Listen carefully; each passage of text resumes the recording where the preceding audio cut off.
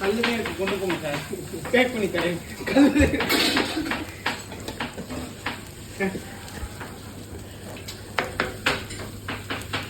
தச்சையில தானே பார்த்தேன். தண்ணி குடிக்க போனேன். கேஸ் கவுண்டர்ல பார்த்தா சாமி இருக்கு. அப்படி தள்ளி பார்த்தா சோகமா இருந்துச்சு. நான் நினைச்சேன் ஏதோ ஒன்று நடந்திருக்கு அப்படின்னு. அதுக்கப்புறம் தான் நான் கண்டுபிடிச்சு, ஓ இதுதான் நம்ம ஆளுக்கு இந்த பிரச்சனை பேசுறத கூட தாங்கிக்க மாட்டேன்றான். இப்ப நான் என்ன பண்ணுன்றேன்? கடையை விட்டு ஒதுங்கிட்டுமா? இப்ப நீங்க பேசுங்க, நீங்க முன்னாடி ஏனே வாங்க நம்ம டான்சிங் ஸ்டெப் வீடியோ எடுப்போங்க. அதையாவது கடைக்கார உருப்படியான வேலை பார்ப்போங்க.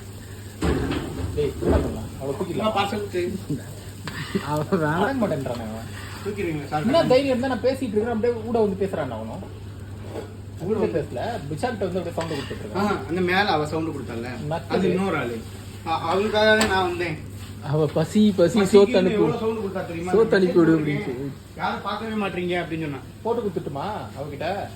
நீ அவளை காம பார்வையோட பாக்குறேன்னு இல்ல, அது அவளுக்கே தெரியும். 200 ரூபாய் முடியாது.